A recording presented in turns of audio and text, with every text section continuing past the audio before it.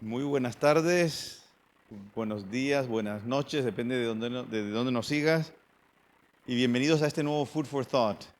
Ya saben que si a alguien se le ocurre un nombre en español, estaríamos encantados de cambiarlo, pero no hemos encontrado algo que represente tanto lo que queremos hacer en esta serie, que es precisamente tener unas charlas que después continúen con una conversación y que sean alimento para la mente. Y como existe esta expresión de food for thought en inglés, pues la hemos adoptado, al menos temporalmente.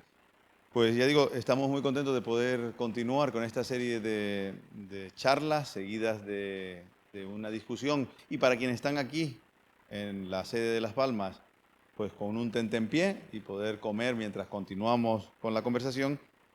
Y estamos encantados de hacerlo con Kristyna Mazankova, que nos acompaña hoy para hablarnos de narrativas.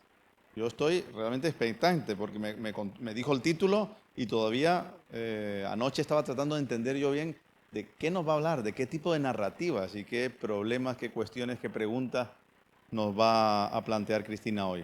Wrapped in shiny paper, narratives, freedom and Bitcoin. Kristyna es licenciada en comunicación de masas y periodismo y, combinación con relaciones internacionales por la Universidad de Masaryk en la República Checa y fundó chrisconsult.com, una consultora de comunicación empresarial especializada en tecnología, fintech y Bitcoin. Y desde el año 2019, un año en el que creo que muchos cambiaron de forma de trabajar, y Kristyna no solo cambió de forma, sino yo creo que cambió incluso de responsabilidades y empezó a trabajar para BTC Inc., la empresa matriz de Bitcoin Magazine y Bitcoin Conference, y desde ahí trabaja para la organización, si no me equivoco, de su gran evento anual y seguramente de otras muchas cosas que quizás nos pueda contar brevemente. Así que ese es el día a día de Kristyna, trabajando con Bitcoin Magazine, en las conferencias de Bitcoin. Y dentro de muy poco, Kristyna va a lanzar con Esperides el nuevo máster en Bitcoin en inglés, que esperamos que sea una realidad en muy poco tiempo y en el que ya está trabajando Kristyna y la universidad desde hace poco tiempo. Así que, Kristyna, muchas gracias por estar aquí con nosotros, muchas gracias por traernos este tema tan interesante y enigmático y esperamos que sea la primera de muchas charlas en Esperides. Bienvenida.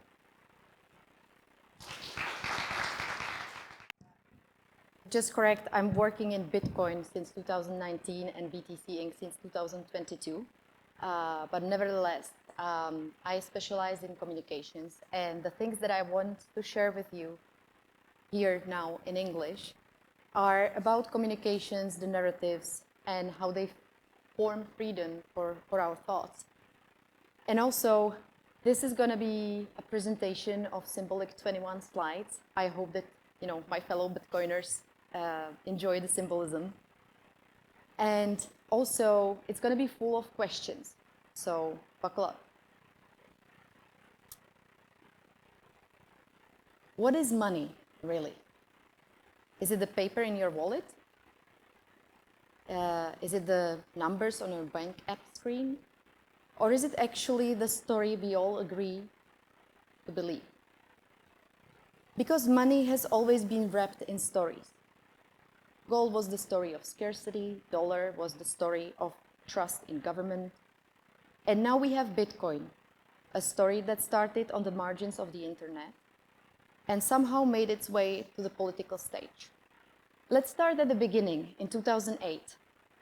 A financial crisis was unfolding before our eyes. Banks were collapsing, governments were printing money, people were losing their houses. It was a disaster.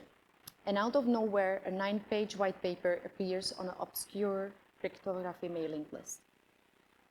It describes a peer-to-peer system of electronic cash. No bank, no middleman, just math and consensus. At first, Bitcoin had no shiny paper. It was raw, almost ugly in its simplicity. It was understood only by programmers, cyberpunks, and some libertarians. For them, it wasn't about speculation. It was a freedom.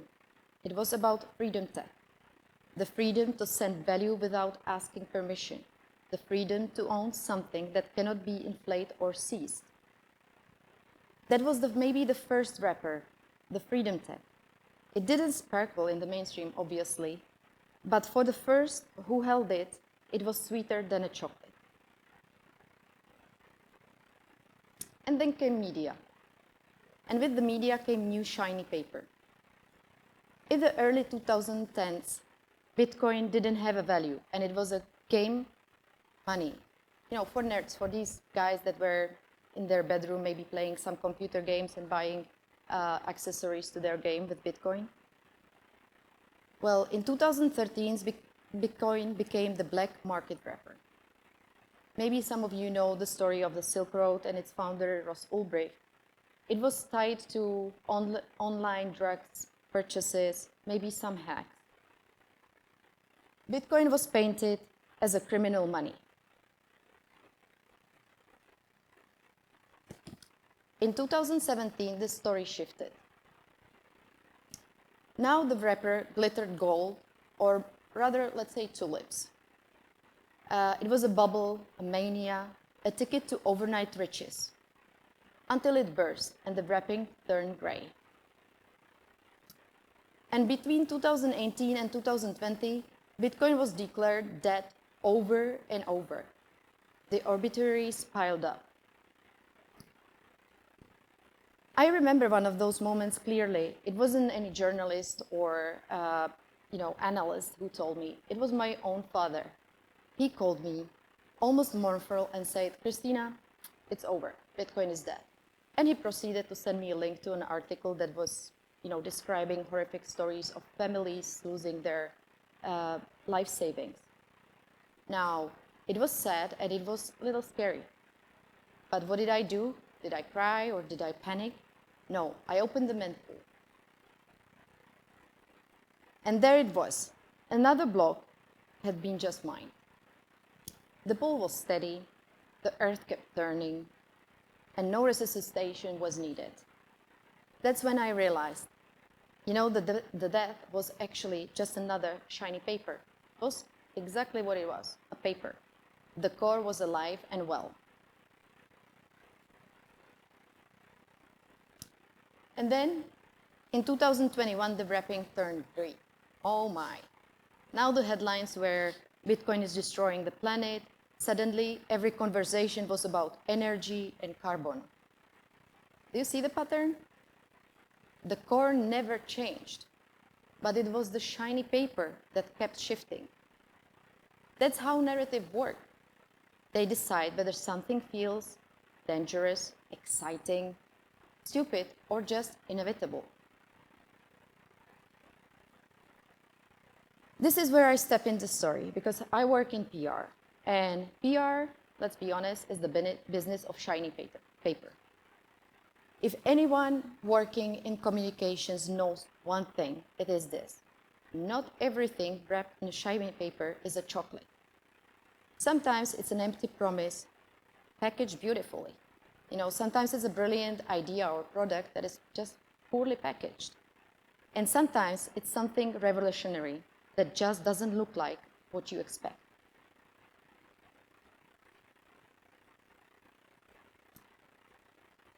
Narratives shape how the public feels before they think. They create instinct before analysis. And they always serve someone's interest. With Bitcoin, each wrapper came from a different place. The freedom wrapper came from the early community. The crime wrapper came from the media. The bubble wrapper came from speculators. The green wrapper came from environmental debates. And now the political wrapper comes from political leaders. Shiny paper doesn't affect just Bitcoin. It affects everything. Everything is wrapped in a shiny paper. And I've seen it up close in my career in technology and other topics. To give you an example, as I worked for Trezor, for example, compliance with EU regulations was wrapped as something shiny. Don't get me wrong, sometimes you do have to comply with some regulations. But the attempt to sell it to the community as a shiny paper backfired really badly. The community didn't buy the wrapper. The community saw through it. And, you know, Bitcoiners are usually the ones that they use their critical thinking, so that's correct. They saw through it. And it grounded the company back to its core. For me, it was a perfect clarity check. A reminder that shiny wrapper is not always convincing your target audience. Sometimes the best thing for you to do is just drop the wrapping and show the what's inside. The honesty is very valued. And that's why I always ask, who is doing the wrapping and why? Because narratives are tools. They can inspire, they can manipulate, they can empower, or they can control. The same technology can be sold as liberation or as a threat, depending on who tells the story. And that's exactly what's happening with Bitcoin today.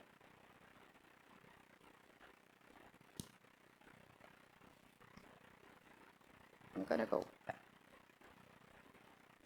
Okay. Now, the fun part, right? Let's talk about politics, shall we?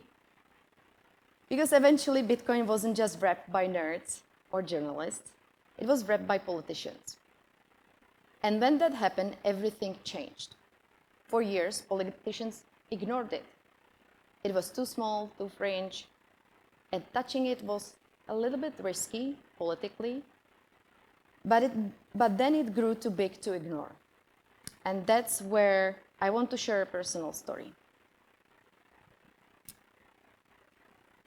At Bitcoin 2024 in Nashville, I watched something historically remarkable as several politicians took the stage.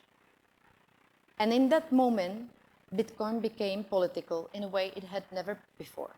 You know, Bitcoin Nashville is the biggest Bitcoin gathering in the world, and I worked and I gathered the media there, and I could see completely the frenzy of the media when it became political. As David Bailey, the owner of BTC Inc., puts it the best, and he's the closest one to President Trump that I know, President Trump is someone who listens to the people around him. And when he notices a pattern, a recurring topic, he, as a businessman, immediately recognizes the opportunity and its power. And that's exactly what happened. The same invitation to speak was sent to all the political spectrum, to Democrats, Republicans, Independents. But the Democrats were afraid. You know, only the Republicans seized it. Democrats didn't know how to handle the freedom tag. They feared losing control, so they hesitated, and they passed. And Trump stepped in. He grabbed the microphone, wrapped Bitcoin in a new shiny paper of America First, and made it his. You know, that's what successful politicians do. They know the narrative and they seize it. Now, you can think whatever you want about Trump's speech. It might have felt clumsy. As Europeans, we are used to different type of politicians. They all dress nicely and speak really educated, and they have always a handful of shiny wrapping papers. It might have even feel maybe cringe or you know, inconsistent at times. And let me be clear here. I am not here to talk about on this stage as a Trump supporter or push any Republican agenda. I actually prefer to keep my political preferences to myself. That's not the point. I'm here as a PR professional. And from that perspective, the speech did exactly what it needed to do. It turned Bitcoin in a political spotlight. It put it on the political agenda. And in the end, it grabbed some undecided voters, and maybe some Democrats too. And whether you like it or not, it helped to win him the election. You know, Trump wasn't actually the first politician to notice Bitcoin. Let's not forget the bold move by Nayib Bukele in El Salvador. In 2021, he made Bitcoin legal tender and began adding it to the state reserve.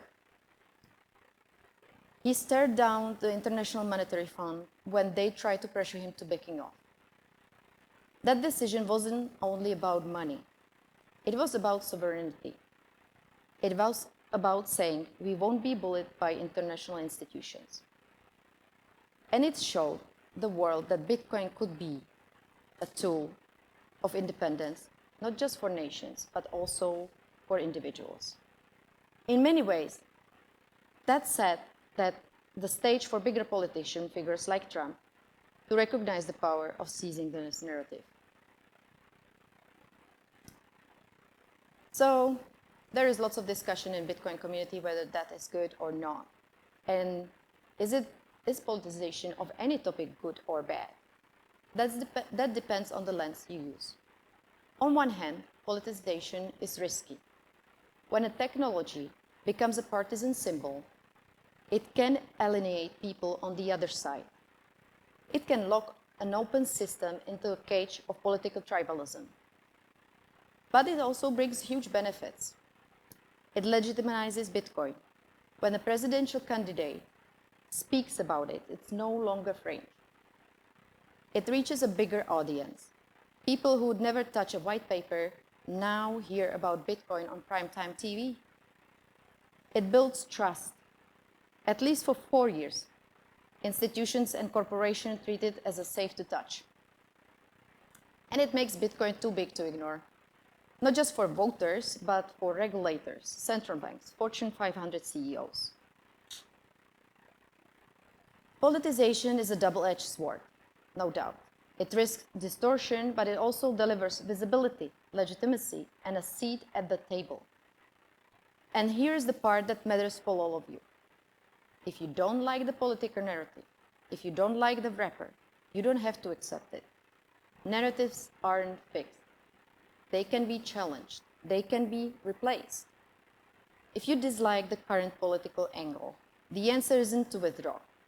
The answer is to bring a new, more powerful wrapper. Seize the opportunity of Bitcoin already being mainstream and tell the story in your own way.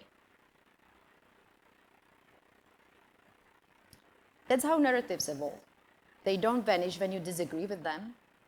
They get replaced by louder, stronger, and clearer ones. And now, you see, my husband is the best critic to me. Well, sometimes it's not the best. I actually quite often fear the critique from him, but that's another subject of another talk. I do run often my thoughts through him, and he didn't disappoint at that time either. He challenged me exactly on this point. He said, "Isn't it actually immoral to push a narrative if it's not 100% true?" Well, I get the concern, but the way I see it is a little bit different. Nobody pushes a narrative they know it's false. Well, almost nobody. People push narratives as they believe them to be true, through their own lens and through their own biases. It's like this picture of two people looking at the same figure on the ground.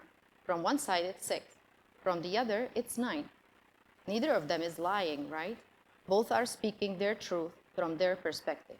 The question is, who is going to convince who to actually change the sides and see the 6 or the 9? You know, and it's not just the ordinary people. Journalists say the same thing. Even when you strip away the business side, the clicks, the deadlines, the editors, a journalist still has to decide, which story do I cover? Which angle do I take? Who do I ask for a quote, or who do I highlight? Whose opinion? And those choices are never neutral. They are human. A journalist will naturally pick the story that resonates with them, that feels closer to their heart and their worldview. And that makes it a bias, not maliciously, just inevitably. And it's not only the heads of state who shape narratives. Just recently, Eric Trump spoke at Bitcoin Asia in Hong Kong. I was there. I also convinced a few journalists to come. And, you know, he faces a very hard thing. It's hard to find an angle as a billionaire son of a president that makes you relatable to everybody. But he found one. He told the story of his family being unbanked, having their accounts shut down. Now, it was a story and it was relatable. You know, that's how you appeal to Bitcoin community, having something in common. Because no matter how powerful or rich you are, your access to system can be taken away. Well, not if you hold Bitcoin. So that's why narratives don't disappear when you disagree with them. They evolve, because every storyteller brings their own perspective and their own angle. The power lies in which perspective becomes the loudest, the most relatable, the most trusted. Now let's cross the ocean. In Europe, the story takes a very different turn. Some European leaders love the technology. They want to be seen as innovators, and they love blockchain. They don't necessarily love the freedom part. There's a saying, if a product is free, you are the product. Think about Facebook. We didn't pay for it, right? We paid with our data. I would say the same goes for convenience. If something is too easy, it stinks. The same goes like how we use our money today. It's so easy to tap your watch or phone in a shop or in Amazon Pay. It's so easy to spend, but hard to save because you never actually touch the money. And that's exactly how the European Central Bank is selling the central bank digital currencies, in the shiny paper of convenience. Easy, safe, efficient. But what's inside? Well, definitely less privacy and more control. It's sold as convenient, but behind the shiny paper is programmable money with potentially hidden agenda. That's the yet another way of wrapping. Shiny, convenient, but not necessarily chocolate. So let me leave you with this.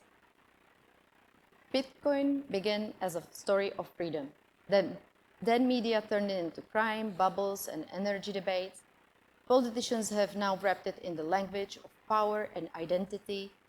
But not everything wrapped in shiny paper is a chocolate.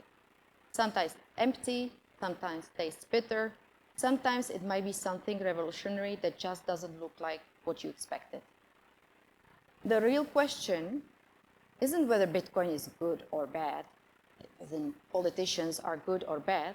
The real question is, who is doing the wrapping? Because in the end, narratives can sweeten reality or they can sour it. They can set you free or they can keep you in chains. My job is not to give you a final answer. My job is to remind you to unwrap the paper, look inside, decide for yourself. Because the truth is this: real freedom begins when you can look beyond the shiny paper and think for yourself.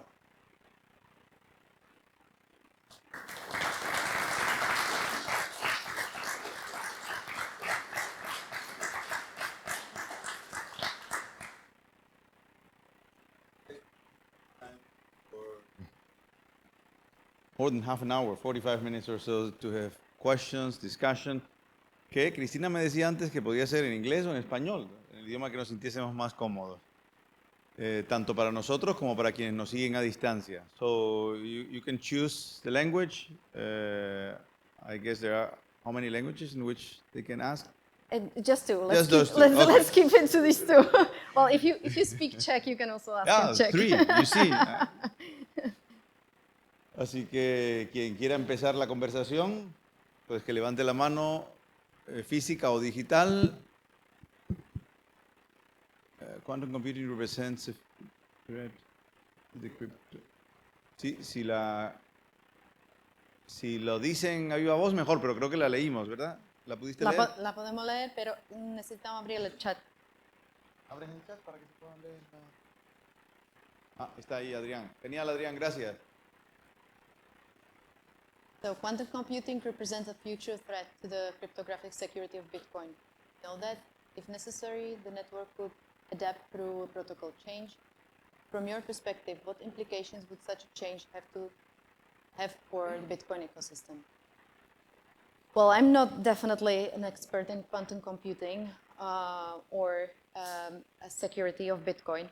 I would say Bitcoin showed immense amount of resilience. The core developers have to come to the consensus if there is a threat that they need to address.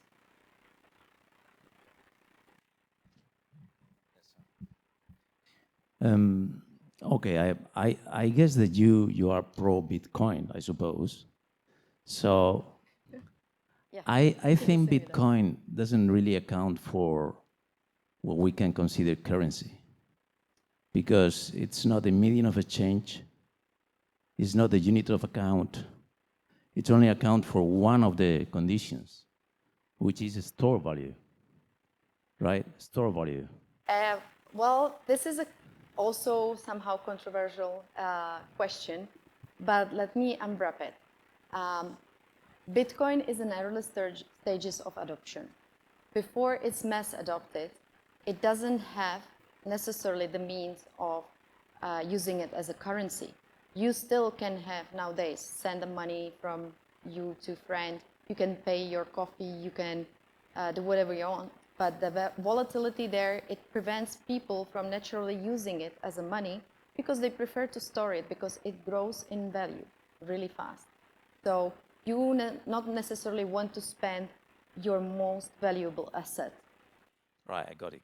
I accept this answer, but let me say something. Okay, let me elaborate this. I think fiat currency doesn't have anything behind except trust. So we use dollars or euros because we trust the institutions behind this. Mm-hmm. But in the case of Bitcoin, it's everything about trust and nothing else. And let me express this. So what happened if suddenly this trust collapse for whatever reasons?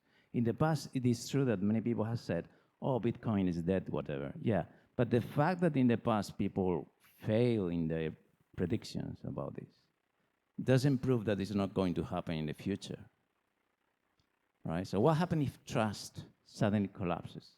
I That's think the trust in Bitcoin is backed by, code, mathematical, and mathematics, right? So you don't need to actually trust anyone who is corruptible. It has sets of rules that are uncorruptible. So the trust in Bitcoin is not necessarily the most important thing, where in fiat is directly tied to the trust to the government or institution that handles the money. In Bitcoin, you can trust that it will never be printed more. In fiat, you will never have that certainty. So yeah, actually, it's more about not having to trust anyone than having that inherited trust into fiat currency. ¿Qué tal? Me llamo Alejandro, soy parte de Students for Liberty y Hola, mi pregunta estaría enfocada hacia, sabiendo que la Unión Europea está moviéndose un poco más, puedes responder en inglés, por cierto, no hay problema. Sabiendo que la Unión Europea está moviéndose hacia la adopción de, por lo menos políticamente, hacia la adopción del euro digital, creemos que la gente, o tu opinión es que la gente va a absorber ese cambio, bien se haga de manera brusca o se haga de manera paulatina, ¿lo va a aceptar o va a tender a rechazarlo? Porque yo, por las personas que conozco, incluso personas, digamos, más progres, sí me he dado cuenta que hay cierto rechazo al tema del euro digital y no sé hasta qué punto el hecho de que la Unión Europea intente, entre comillas, forzar esto, vaya a, digamos, a calar dentro de la sociedad. Entonces, quería saber tu opinión respecto a esto. ¿Cuál será el futuro a medio, largo plazo sobre la adopción del euro digital, la percepción de la gente sobre Bitcoin o incluso las criptomonedas aparte de Bitcoin?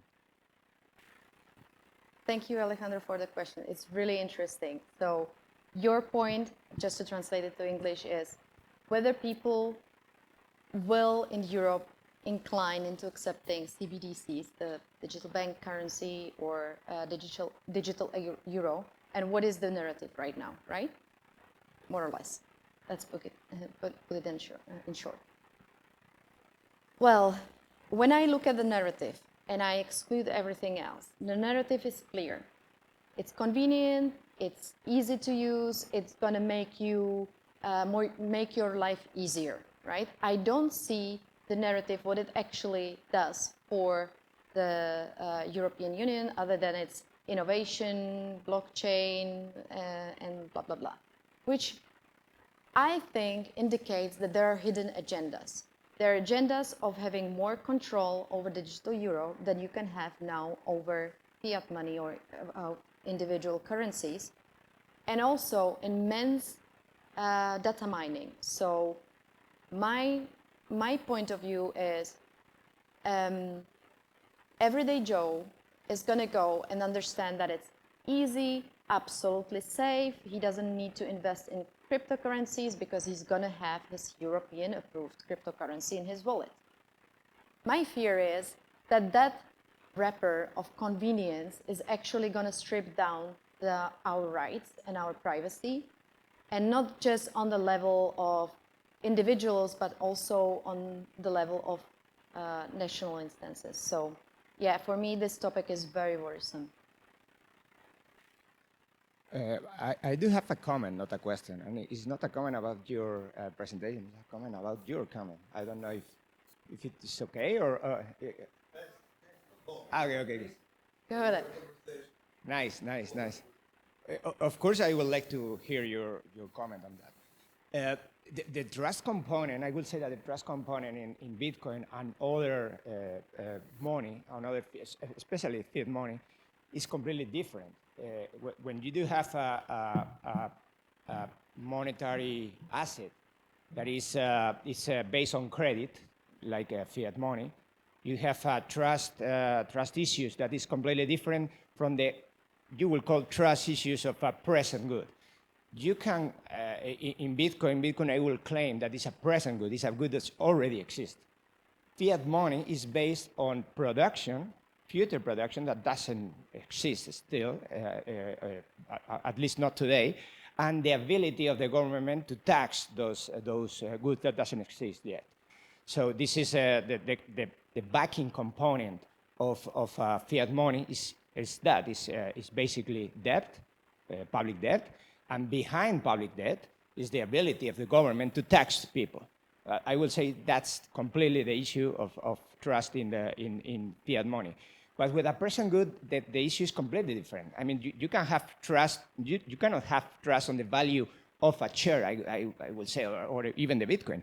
Bitcoin or the share is already produced. It has value based on utility, on present utility, the things that can do Bitcoin or the share right now. You can have credit on shares.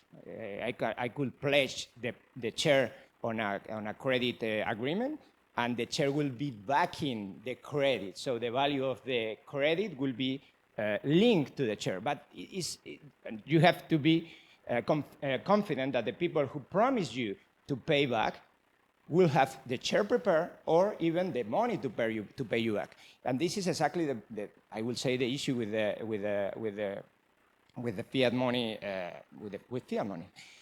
So do you need trust in Bitcoin? I will say that you need trust to someone else will accept it, but just that. You don't need any trust on any debtor to pay you back or to make honorable the promise that they made in the past. So that's basically my comment. I will gladly speak with you in Spanish. I will maybe add to your comment how Bitcoiners usually see the value on Bitcoin is the energy that you need to spend to create something. So the value is created by the energy. Proof of work. So it means like there is an exact incentive on you wanting to spend as less energy as possible to create as much income for yourself.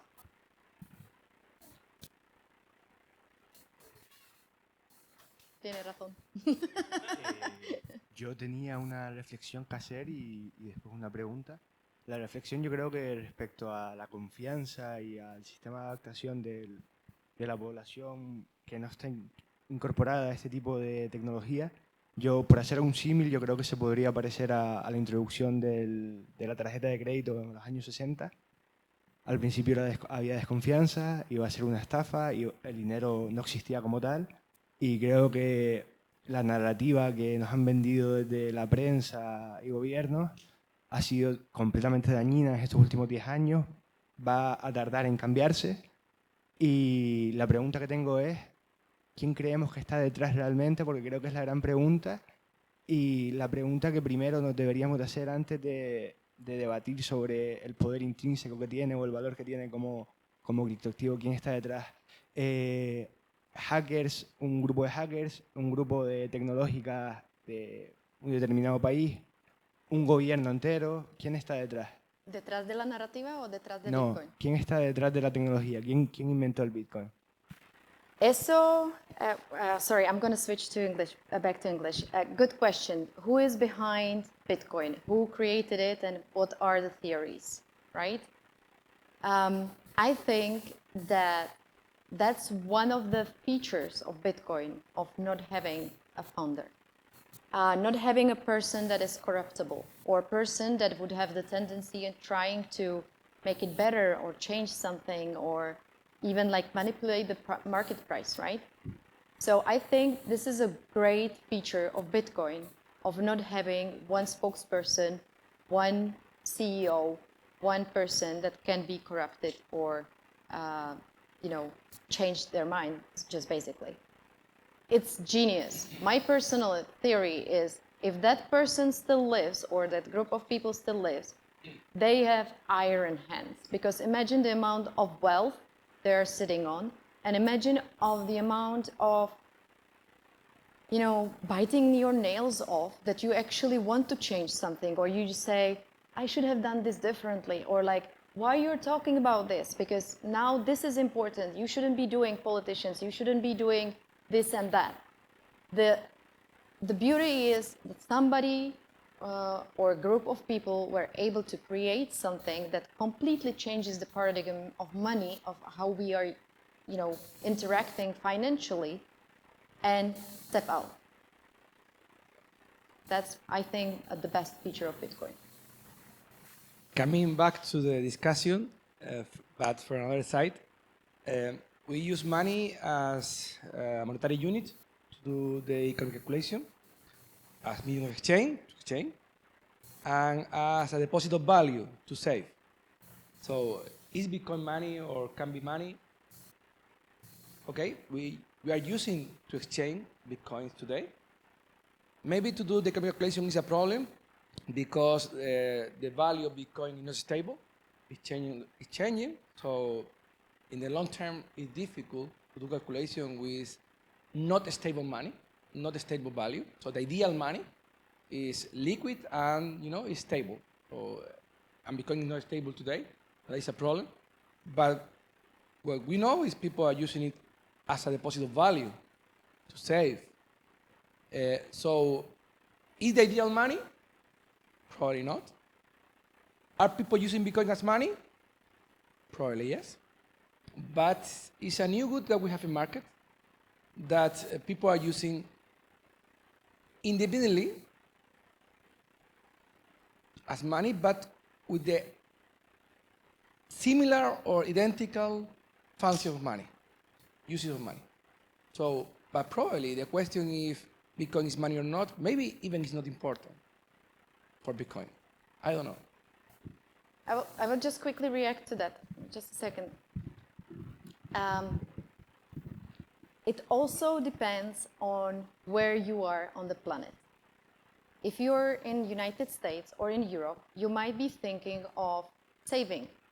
If you're in Africa and you don't have an access to a bank account and you don't have a way of how to get out of your life situation, then you might be using it as money. It really depends. And the beauty of it is it's actually everything, whatever you want. Hello. Hello. First of all, I want to say thank you for your speech. And I have one question divided in two. Do you think that BCH can help boost the use of BTC as current money or current cash? In other words, do you think the success of BCH can be the success of BTC in the future? I'm gonna uncover myself. I am a Bitcoin maximalist. It's hard for me to give a good opinion on other cryptocurrencies. I don't study them, I don't understand them, I focus on Bitcoin. I do know that many of these are trying to improve or fix whatever Bitcoin is not addressing. Most of the problems are they do have their founders, they do definitely have someone who owns the narratives and wraps them in a shiny paper.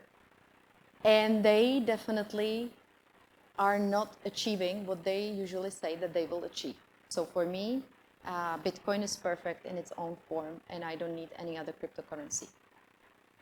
Coming back to the discussion and with your last comment, so the situation where you are is essential because, you know, in places where the politicians have destroyed the money, you know, people trust in Bitcoin because no one is behind it. So that is very important. And on the other hand, okay, any more questions? Right? Yes, we have someone online. Yeah. Go ahead. Hello. Well, thank you. First of all, thank you very much, Kristyna, for your talk. It was very nice. I think it's another guy here who got a question before me in the chat. If you want to learn, read this one before me because she put like. Go ahead, you, and we will read later. Oh, okay. I got two questions because I want to change a little bit the subject because I like very much how you approach about the narrative, no? The first one was, you know, because the narrative, normally when the politicians, the influencers, the journalists, everybody got his own talking about one subject. When it's hot, that subject, everybody got his own perspective.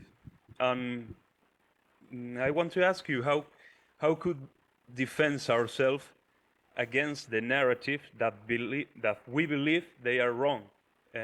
Because I don't know, maybe here about the thing that you are talking about, the European coin, no? If a lot of people, they believe this is the way that we should do it, put the European coin, doing the digital money and all the stuff, and suddenly it happens, but still a minority that believes they are not the way. How can we defend ourselves?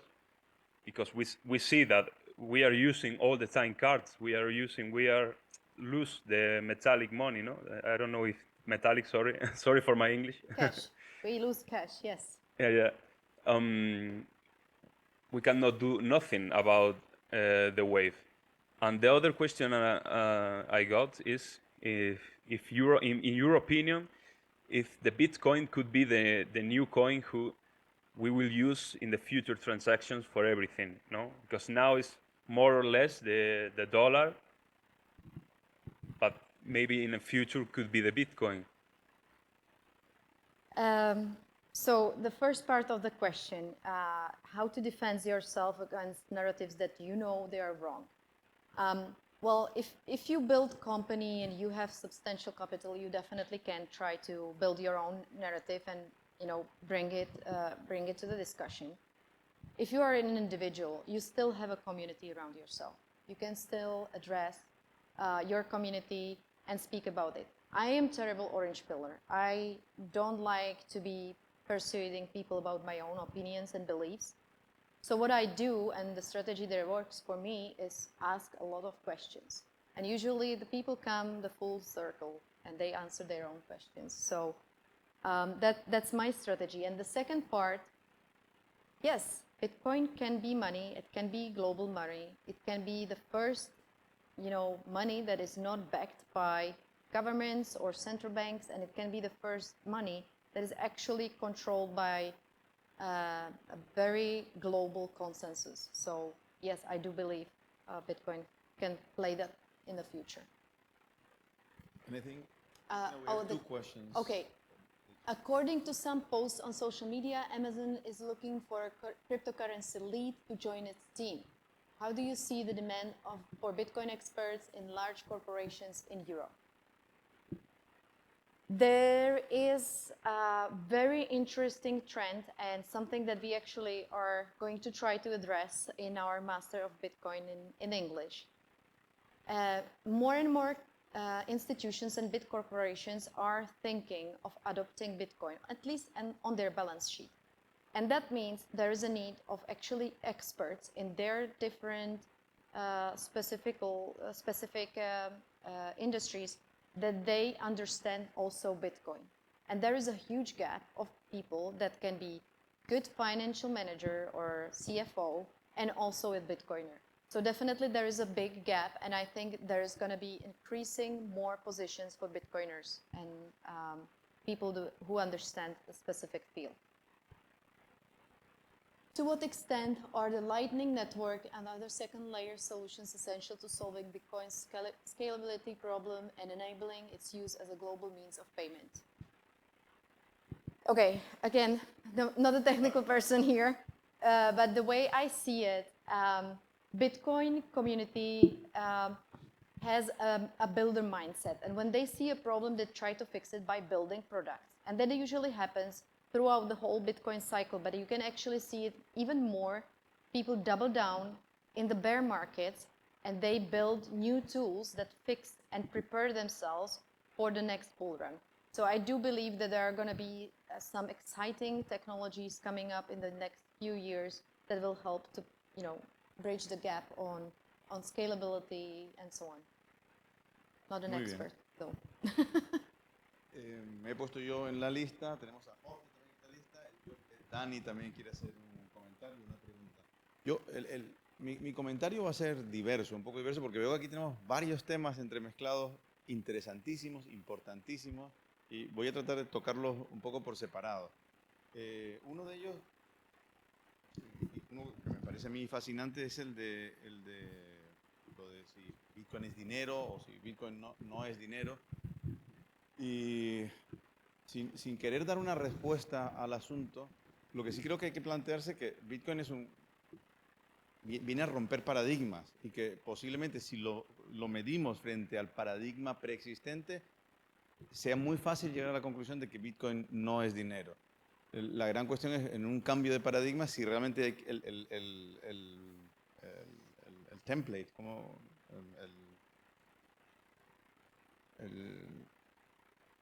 si la plantilla debe ser la del paradigma antiguo o no.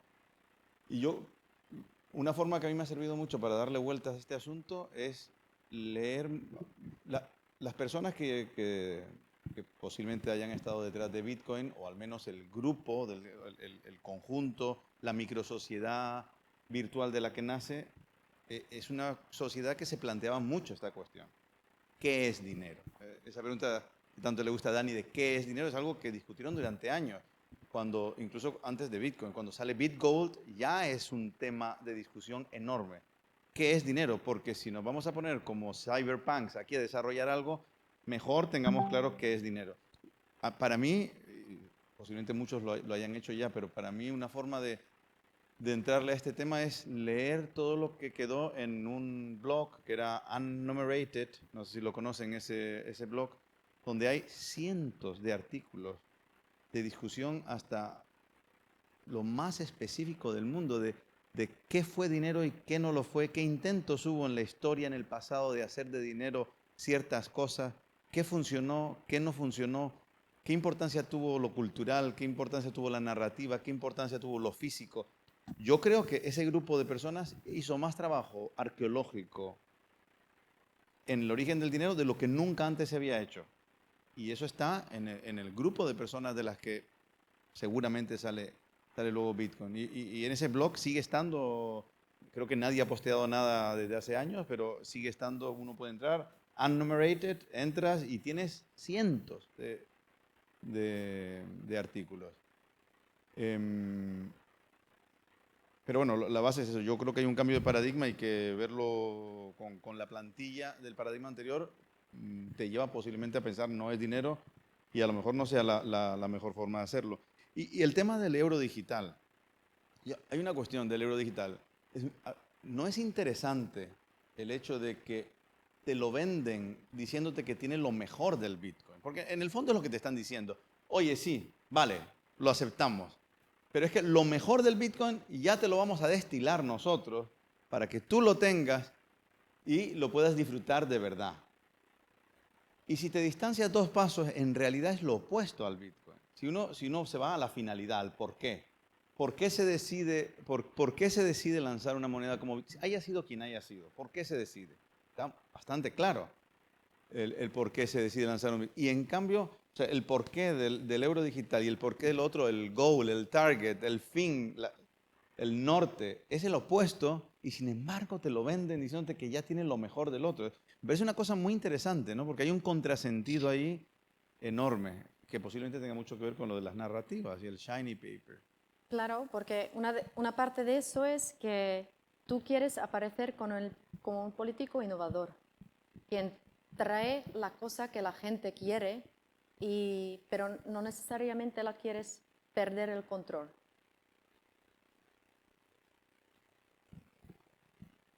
Antes dijiste que te considerabas maximalista de Bitcoin. Me gustaría saber tu opinión acerca de XRP y si la consideras el anticristo de las criptomonedas por trabajar para los bancos y con los bancos. A mí el proyecto me gusta mucho, pero como dijo usted antes, al final trabaja para lo que se dijo que se iba a destruir, es una pasarela de pago. Así que me parecería interesante saber tu opinión. No opino, no lo conozco y no lo presto atención. Ok. Una respuesta muy corta, perdón. Pero mucha suerte, mucha suerte. Thank you for your presentation. It was amazing. And I got to focus on Bitcoin. We have a war ahead. We had in 2017 another war.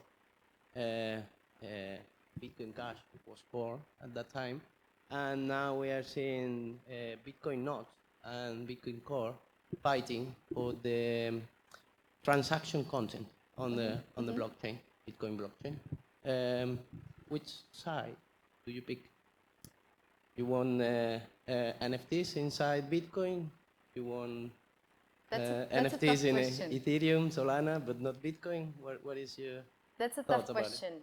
To put it in a narrative perspective, I see a narrative that comes with we are scared, there's something terribly wrong with Bitcoin. The way it functions now has to be changed, and I'm asking why. What's the incentive behind that?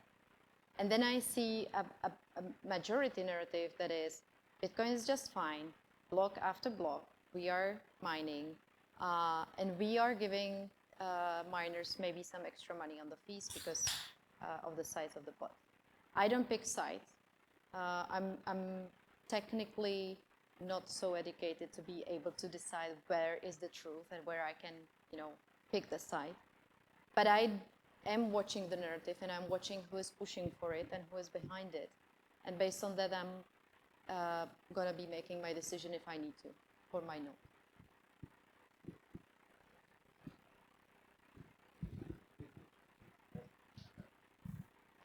Who is who? Yeah.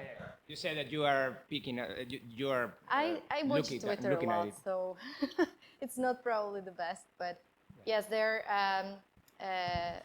ocean mining pool basically started with this discussion about the size of the of actually filtering the transactions. Let's put it that way. And there's people now picking sides. So there's lots of people. Adam Beck just recently backed the other side of not having to change the course. So it's really knowing who is who and watching how it's developing. I don't think there is right now settled this one or that one. Bien, si no hay más preguntas o comentarios, pues dejamos aquí la conversación y pasamos al tentempié y continuamos la conversación ahí.